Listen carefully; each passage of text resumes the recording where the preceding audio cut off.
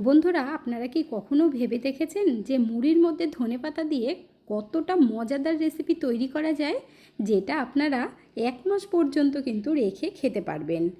তাহলে আর দেরি না করে চলুন দেখে নেওয়া যাক কীভাবে তৈরি করেছি। নমস্কার বন্ধুরা, মিঠুস ওভেনে আপনাদের সবাইকে স্বাগত জানাই। আজ আমি আরও একটি নতুন ভিডিও নিয়ে চলে এসেছি আপনাদের জন্য। আজকের রেসিপিটা তৈরি করার জন্য এখানে আমি 1 বাটি মুড়ি নিয়েছি। ওজনে 150 গ্রাম মতো আছে। তো মুড়িটা আমরা ভালোভাবে একটু চেলে নেব। অনেক সময় মুড়ির মধ্যে বালি থেকে যায়, তো চেলে নিলে খুব ভালো হবে। মুড়িগুলো চেলে নেবার জন্য এখানে একটা বড় চালনি নিয়েছি। আপনারা ঝুড়ির মধ্যে করেও চেলে নিতে পারেন। আমি এখানে 150 গ্রাম মুড়ি দিয়ে তৈরি করে দেখাচ্ছি, তবে আপনারা কিন্তু একটু বেশি করে তৈরি করবেন। এখানে দেখুন থালার মধ্যে হালকা একটু ধুলো বা বালি এরকম পড়েছে, তাহলে বেরিয়ে গেল, মুড়িগুলো পরিষ্কার হয়ে গেছে। এখন আমরা এই মুড়িগুলো একটা বাটির মধ্যে আলাদা করে তুলে নেব। আপনারা যদি বেশি করে না তৈরি করেন বন্ধুরা, পরে কিন্তু ভাগেই পাবেন না, কারণ এটা খেতে এতটা পরিমাণে টেস্টি হয়। এখন আমরা চলে যাব গ্যাসের কাছে। এখন আমরা মুড়িগুলো ভেজে নেব। তার জন্য কড়াইয়ের মধ্যে দিয়ে দিলাম। আর প্রথমে তো কড়াইটা ভালোভাবে গরম করবেন, তারপর গ্যাসের ফ্লেমটা একদম লো আঁচে রেখে ভালো করে ভেজে নিতে হবে।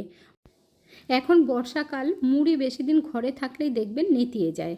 তো মুড়িগুলো কিন্তু অবশ্যই ভালোভাবে ভেজে নিতে হবে।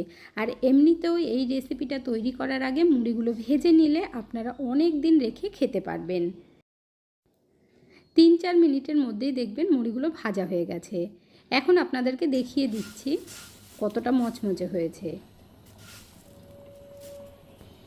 মুড়িগুলো খুব সুন্দর মচমচে হয়ে গেছে, চাপ দেওয়াতে গুঁড়ো হয়ে গেল। এখন আমরা নামিয়ে নেব। বড় একটা গামলার মধ্যে ঢেলে নিচ্ছি। আর মুড়িগুলো ঠান্ডা করে নিতে হবে খুব ভালোভাবে। রেসিপিটা বানানো কিন্তু ভীষণ সহজ, দেখা মাত্রই আপনারা বানাতে পারবেন। আর এটা দেখার পর মনে হবে আগে থেকে কেন জানতাম না। কড়াইয়ের মধ্যে বেশি করে একটু তেল দিয়ে বসিয়ে দিয়েছি। তারপর হাফ বাটি বাদাম নিয়েছি। এখানে আমি কাঁচা বাদাম নিয়েছি, তার জন্য বাদামগুলো খুব ভালোভাবে ভেজে নিতে হবে।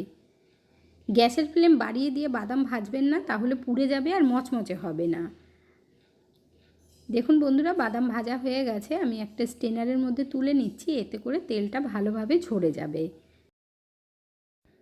বাদামের তেলটা যখন ঝরে যাবে তখন আমরা একটা থালার মধ্যে তুলে নিয়ে তারপর খুব ভালোভাবে বাদামগুলোকে ঠান্ডা করে নেব।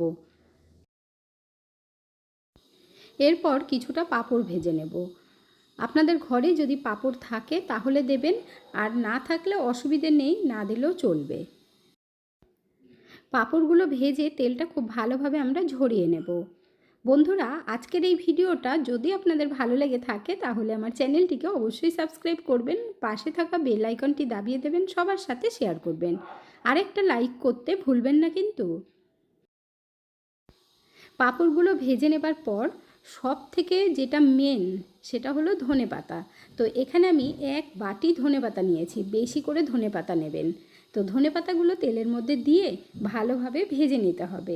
যতক্ষণ না মচমচে হচ্ছে ততক্ষণ ভাজবেন। তো এখানে কিন্তু ধনেপাতার ডাঁটি সমেত দিয়ে দিয়েছি। আপনারা কিন্তু ফেলবেন না, ডাঁটিগুলো দিয়ে দেবেন, তাহলে ভালো হবে।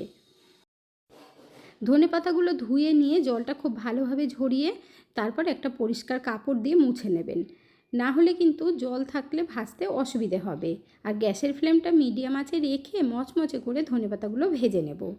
এখানে দেখুন ভাজা হয়ে গেছে, তো স্ট্রেনার দিয়ে তুলে নিচ্ছি, এতে করে তেলটা ঝরে যাবে। আর যতটুকু তেলটা থাকবে সেটা কিন্তু রেখে দিতে হবে, একদম ঝরিয়ে ফেলবেন না। এরপর আমরা 1 মুঠো কারি পাতা নিয়ে নিয়েছি, কারি পাতাগুলো ভেজে নিচ্ছি। আর তেলে দেওয়ার পর না আপনারা একটু দূরে সরে যাবেন, না হলে খুব ছিটতে থাকে। কারি পাতাগুলো আমরা মচমচে করে ভেজে নেব। ধনে পাতা যতটা বেশি দেবেন খেতে খুব ভালো লাগবে, তবে কারি পাতাটা কম করে দেবেন। কারি পাতা দেখুন ভাজা হয়ে গেছে। এখন আমরা এগুলো তুলে নেব, তেলটাও ঝরিয়ে নিতে হবে। এরপর 4টে কাঁচা লঙ্কা কুচিয়ে নিয়েছি, তো লঙ্কাগুলোকেও ভেজে নিতে হবে। এখানে আমি স্ট্রেনারের মধ্যে দিয়ে ভেজে নিচ্ছি। আপনারা চাইলে ডাইরেক্ট তেলের মধ্যে দিয়েও ভাজতে পারেন, তবে তেলের মধ্যে দিয়ে ভাজলে কি হবে, দানাগুলো অনেক সময় ছিটে গায়ের মধ্যে চলে আসে, তাই আমি এইভাবে ভেজে নিচ্ছি। লঙ্কাগুলো দেখুন ভাজা হয়ে গেছে। এখন আমরা প্লেটের মধ্যে তুলে নেব। তারপর ভেজে নেব 2টো শুকনো লঙ্কা। এটা পুরোপুরি অপশনাল, চাইলে দিতেও পারেন নাও দিতে পারেন, কোনো অসুবিধে নেই। শুকনো লঙ্কাগুলো ভাজার আগে গ্যাসের ফ্লেমটা বন্ধ করে দেবেন, তারপর ভাজবেন, তাহলে দেখবেন লঙ্কাগুলো আর কালো হবে না আর খুব সুন্দর মচমচে হবে। সব কিছু ভেজে নেবার পর ধনেপাতা, কারি পাতা এগুলো ঠান্ডা হয়ে গেছে, তো আমরা মিক্সির জারের মধ্যে দিয়ে দিচ্ছি। ধনেপাতার মধ্যে যে তেলটুকু রয়েছে এতে করে কিন্তু ভীষণ সুবিধা হবে পেস্ট করার সময়। এখানে দেখুন বন্ধুরা, পেস্ট করা হয়ে গেছে, আপনাদেরকে দেখিয়ে দিচ্ছি। এই জন্যই আপনাদেরকে আগেই বলেছিলাম যে ধনেপাতার মধ্যে একটু তেল থাকলে কোনো অসুবিধা হবে না, পরে কাজে লাগবে। মুড়িগুলো ঠান্ডা হয়ে গেছে, এর মধ্যে এখন ধনেপাতার পেস্টটা আমরা ঢেলে দেব। ভালোভাবে জারটা একটু কাচিয়ে নেবেন, অনেকটাই লেগে থাকে, তারপর মুড়ির মধ্যে খুব ভালোভাবে মিশিয়ে নিতে হবে।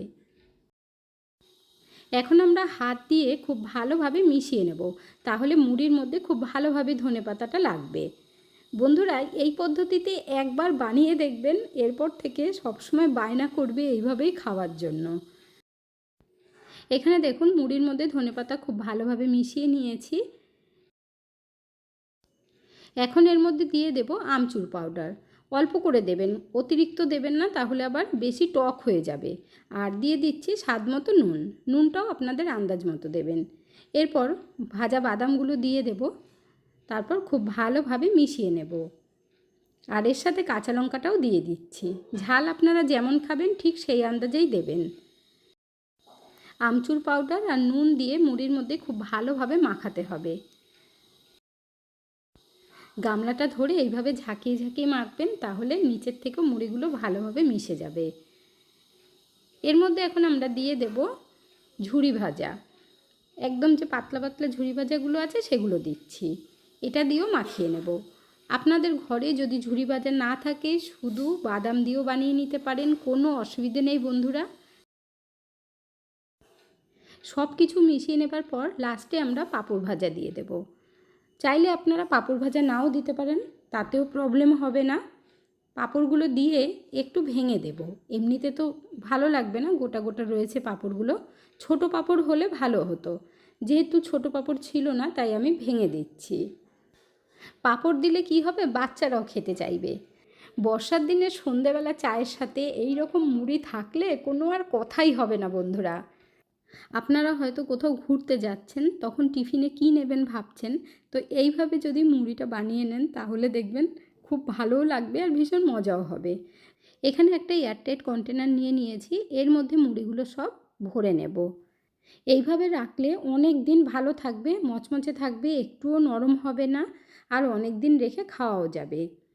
যখনই আপনাদের হালকা ফুলকা খিদে পাবে তখন কিন্তু খেতে পারবেন বন্ধুরা। আপনারা কে কোথা থেকে ভিডিওটি দেখছেন অবশ্যই কমেন্ট করে জানাবেন, তাহলে তো আমিও বুঝতে পারবো আমার বন্ধুরা কোথা থেকে দেখছেন। আপনারা সকলেই এত সুন্দর সুন্দর কমেন্ট করেন, আপনাদের কমেন্টগুলো পড়তে আমার ভীষণ ভালো লাগে। এইভাবে পাশে থেকে সাপোর্ট করার জন্য অসংখ্য ধন্যবাদ। আর মুড়িগুলো দেখতেও দেখুন কতটা সুন্দর লাগছে। এরপর আমরা যে লঙ্কা ভেজে রেখেছিলাম সেটা দিয়ে দেব। আগেই আপনাদের বলেছি যে লঙ্কাটা চাইলে আপনারা দিতেও পারেন বা নাও দিতে পারেন। এখানে আমি কিছুটা মুড়ি ঢেলে নিয়েছিলাম, আর বাকি যে পাঁপড় দেওয়া মুড়িটা রয়েছে সেটা আলাদা রেখেছি। তো আপনাদের যেই রকমভাবে ভালো লাগে সেইভাবেই খেতে পারবেন। তাহলে আর দেরি না করে আপনারাও বানিয়ে ফেলুন। বন্ধুরা, আজকের ভিডিওটা আপনাদের কাছে কেমন লাগলো অবশ্যই কমেন্ট করে জানাবেন। ভালো থাকবেন, সুস্থ থাকবেন, দেখা হচ্ছে পরের ভিডিওতে। Thank you.